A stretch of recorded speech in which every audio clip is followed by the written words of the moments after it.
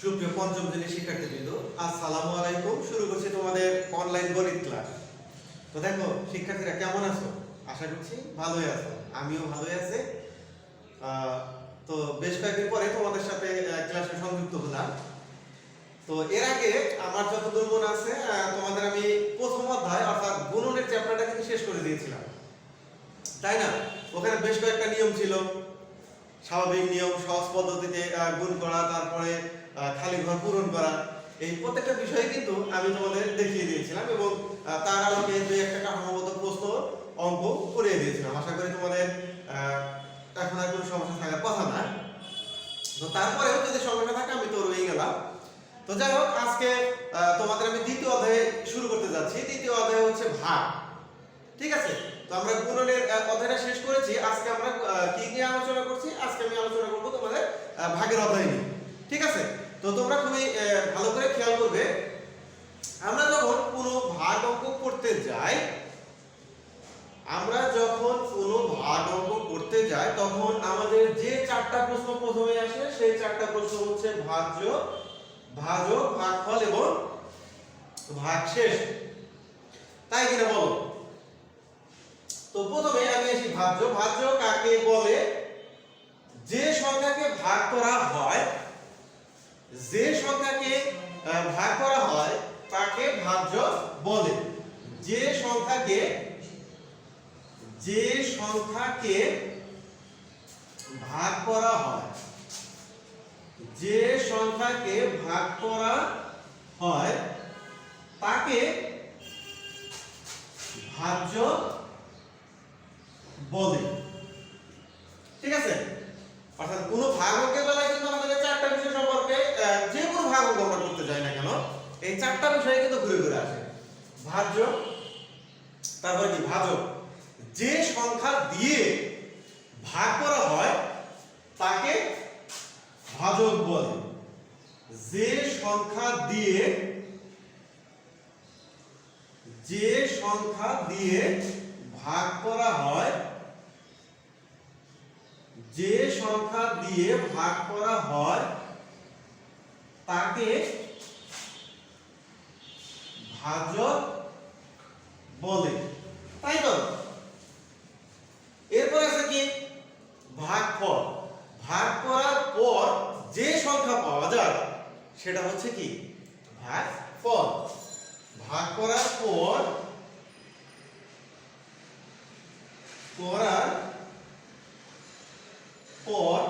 যে সংখ্যাটি পাওয়া যায়, যে সংখ্যা পাওয়া যায় তাকে ভাগফল বলে। ঠিক আছে? আর আরেকটা কি বিষয়? আরেকটা বিষয় হচ্ছে ভাগশেষ। ভাগশেষ কোনটা? ভাগ করার পরে যেটা অবশিষ্ট থাকবে এটা হচ্ছে ভাগশেষ। ভাগ করার পর যে সংখ্যা অবশিষ্ট থাকে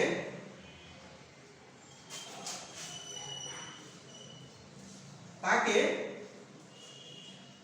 ভাগশেষ বলে। তাহলে আমরা ভাগের কিন্তু চারটা বিষয় সম্পর্কে জেনে গেলাম। একটা হচ্ছে ভাজ্য, একটা হচ্ছে ভাজক, একটা হচ্ছে ভাগফল, আর একটা হচ্ছে ভাগশেষ। তাহলে ভাজ্য যে সংখ্যাকে ভাগ করা হয় তাকে ভাজ্য বলে। যে সংখ্যা দিয়ে ভাগ করা হয় তাকে ভাজক বলে। ভাগ করার পর যে সংখ্যাটা পাওয়া যায় তাকে ভাগফল বলে। আর ভাগ করার পর যে সংখ্যা অবশিষ্ট থাকে তাকে কি? ভাগশেষ বলে। তো আমাদের এই ভাগ অঙ্কের আবার দুইটা প্রক্রিয়া আছে। একটা হচ্ছে নিঃশেষে বিভাজ্য আর একটা হচ্ছে নিঃশেষে বিভাজ্য নয়। একটা হচ্ছে নিঃশেষে বিভাজ্য আর একটা হচ্ছে নিঃশেষে বিভাজ্য নয়। নিঃশেষে বিভাজ্য মানে কি?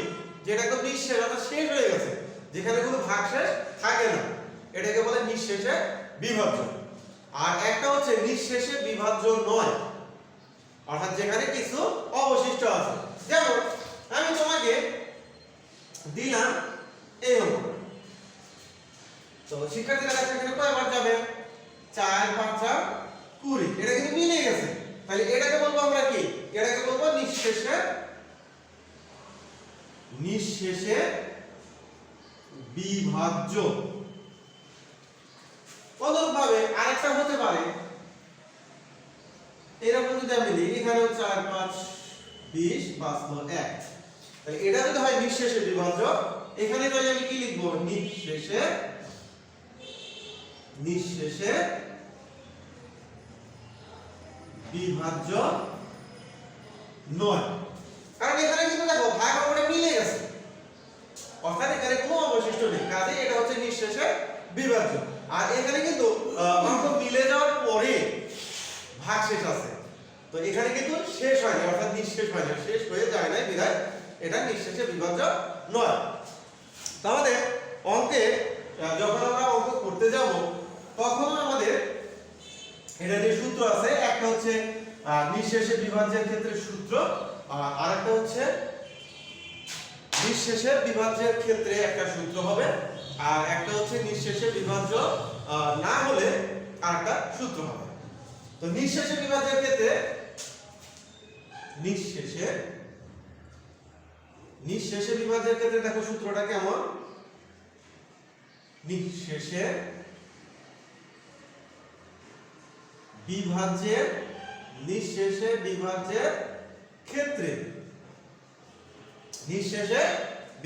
ক্ষেত্রে ভাজ্য সমান সমান ভাজক গুণন ভাগফল। নিঃশেষে বিভাজ্যের ক্ষেত্রে ভাজ্য সমান সমান ভাজক গুণন ভাগফল। অনুরূপভাবে আরেকটা হতে পারে ভাজক, তাহলে ভাজক সমান সমান ভাজ্য ভাগ হবে হচ্ছে ভাগফল। ঠিক আছে, আরেকটা কি হতে পারে, ভাগফল সমান সমান ভাজ্য ভাগ হচ্ছে ভাজক। এটি তখনই প্রযোজ্য যখন এটা হবে নিঃশেষে বিভাজ্য। আর আরেকটা বিষয় আছে, সেটা কি, নিঃশেষে বিভাজ্য না হলে, এটা হচ্ছে নিঃশেষে বিভাজ্যের ক্ষেত্রে। পরবর্তীতে আরেকটা হতে পারে নিঃশেষে বিভাজ্য না হলে, নিঃশেষে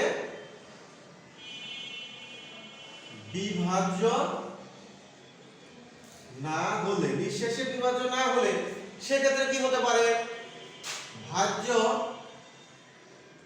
সমান সমান ভাজক গুণন ভাগফল যোগ ভাগশেষ। আগের অঙ্কে কিন্তু ভাগশেষ ছিল না, তখন ছিল নিঃশেষে বিভাজ্য, আর নিঃশেষে বিভাজ্য না হলে এখন কিন্তু ভাগশেষটা চলে আসতেছে। তারপরে যদি আমি আবার লিখি ভাজক সমান সমান, এই ক্ষেত্রে কি হবে, ভাজ্য বিয়োগ ভাগশেষ ভাগ হবে হচ্ছে ভাগফল। অনুরূপভাবে আরেকটা কি হতে পারে, ভাগফল সমান সমান ভাজ্য বিয়োগ ভাগশেষ ভাগ হবে, তাহলে এখানে কি ভাজক। ঠিক আছে, এটা। আর আরেকটা কি হতে পারে, ভাজক এবং ভাগফলের আমাদের এই সূত্রগুলো দেখিয়ে দিলাম। ঠিক আছে, তো এভাবে একটা হচ্ছে নিঃশেষে বিভাজ্যের ক্ষেত্রে, আর একটা হচ্ছে নিঃশেষে বিভাজ্য না হলে। ঠিক আছে, তো এই সূত্রগুলো আমাদের অঙ্ক করার সময় অবশ্যই মনে রাখতে হবে। তো যাই হোক, আমি যে সূত্রগুলো লাগবে এগুলো কিন্তু তোমাদের দেখিয়ে দিলাম। তো আজকে যেহেতু প্রথম দিন, তোমাদের একটা অঙ্ক অবশ্যই আমি দেখিয়ে দিব। দেখো এখানে তোমাদের পাঠ্য বই থেকে আমি আজকে একটি অঙ্ক তোমাদের দেখিয়ে দিচ্ছি।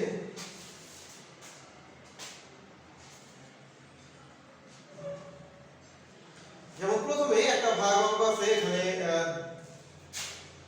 6 9 7 3 8। এটাকে ভাগ দিতে হবে কত দিয়ে? এটাকে ভাগ দিতে হবে 245 দিয়ে। ঠিক আছে, তো আমাদের এখানে আমরা পুরোটা টান দিয়ে দিব। দেখো এখানে 245 তিন অঙ্ক বিশিষ্ট কিন্তু একটা সংখ্যা, কয় অঙ্ক বিশিষ্ট? তিন অঙ্ক বিশিষ্ট। তাহলে এখান থেকে আমি তিন অঙ্ক বিশিষ্ট একটা সংখ্যা নেই, তাহলে 697। এই 3 8 কে পরবর্তীতে রাখলাম। দেখো তো 245 কে এই 997 এর মধ্যে কয়বার দেওয়া যায়? 245 গুণন যদি 1 হয় তাহলে কত হচ্ছে? 5 8 5, তাহলে 245 হবে, অবশ্যই যাচ্ছে। 245 গুণন যদি 2 করি, 5 দুগুণে 9 শূন্য হাতে থাকলে 1, 4 দুগুণে 8 একে 9, 2 দুগুণে 4, 490, দুইবার দেওয়া যায়। 245 গুণন যদি 3 হয়, 3 5 15 5 হাতে থাকলো 1, 3 4 12 আর 1 13 3 হাতে থাকলো 1, 3 দুগুণে 6 আর 1 7, 700 3 5 15 5 হাতে থাকলো 1, 3 4 12 আর 1 13 3 হাতে থাকলো 1, 3 দুগুণে 6, 6 আর 1 7, তাহলে কিন্তু হয়ে যাচ্ছে 735। তো দেখো এখানে আমি যখন একবার নিচ্ছি 245 নেওয়াই যাচ্ছে, দুইবার যখন নিচ্ছি 490, হ্যাঁ এটাও নেওয়া যাচ্ছে, কিন্তু যখন তিনবার নিচ্ছি তখন কিন্তু 735 হয়ে যাচ্ছে। তাহলে 735 কিন্তু নেওয়া যাবে না। আমি কয়বার নিব এটাকে? আমি নিব হচ্ছে দুইবার। তাহলে দুইবার আমি নিলাম। দেখো দুইবার নেওয়ার ফলে এখন কি হচ্ছে? 490। এখন কি বিয়োগ করতে হবে না শিক্ষার্থীরা? তাহলে 7 7 এখানে 9 9 মিলে গেছে যেহেতু 0, আর 6 থেকে 4 বিয়োগ করলে হবে 2। হাতে এখান থেকে নিয়ে আসবো কত? এখান থেকে 3 কেটে নিয়ে আসবো। ঠিক আছে, এবার দেখো কয়বার যাবে। এবার যখন আমরা দিব এখানে 8 বার দিলে হচ্ছে, দেখো 8 5 8 40 এর 0 হাতে থাকলো 4, 4 32, 32 আর 4 36 এর 6 হাতে থাকলো 3, 8 দুগুণে 16, 16 আর 3 19, এখানে বাঁচলো 3, 6 থেকে 7 1, 9 থেকে 10 1। ঠিক আছে, আর উপরে দেখো এখানে কিন্তু আর একটা 8 আছে, এই 8টা আমি এবার নিয়ে আসবো। নিয়ে আসার পর এবার আমি কয়বার দিব? এবার দিব হচ্ছে আমি 4 বার। তো 4 বার যখন দিচ্ছি একই প্রক্রিয়া, 4 5 20 0 হাতে থাকলো 2, 4 4 16 আর 2 18 8 হাতে থাকলো 1, 4 2 8 আর 1 9, এখানে বাঁচতেছে 8, 8 থেকে 13, তাহলে 5 হাতে থাকলো 1, 9 আর 10, 10 থেকে 11 1, তাহলে 158। তাহলে আমরা কি লিখব? যে ভাগফল, সুতরাং ভাগফল 284 এবং ভাগশেষ 158। ঠিক আছে শিক্ষার্থীরা, তো এইভাবে তোমরা অঙ্কটি করতে পারবে। তো দেখো তোমাদের এই যে ভাগ অঙ্কের তোমাদের প্রথমে 1 নম্বরে অনুশীলনী 1 এর 1 নম্বরে যে অঙ্কগুলো আছে এইগুলো তোমরা চেষ্টা করতে থাকো। ঠিক আছে, তো আশা করি তোমরা পারবে। আর যদিও না পারো তাহলে কোনো সমস্যা নাই, অবশ্যই আমাকে মেসেঞ্জার গ্রুপে এসে জানাবে, আমি তোমাদের সমস্যাগুলো সমাধান করে দেব। তো শিক্ষার্থীরা আজকে এতটুকুই, ধন্যবাদ সবাই।